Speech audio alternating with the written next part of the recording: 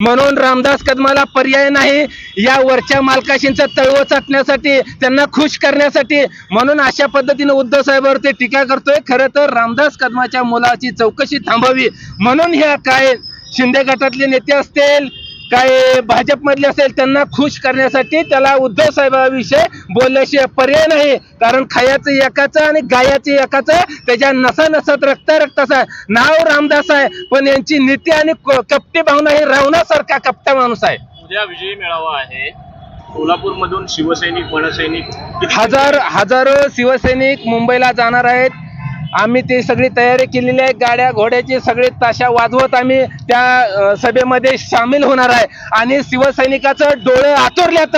कधी एकदा स्टेजवरती उद्धव साहेबाला आणि राज साहेबाला मनसे सैनिक, शिवसैनिक आणि तमाम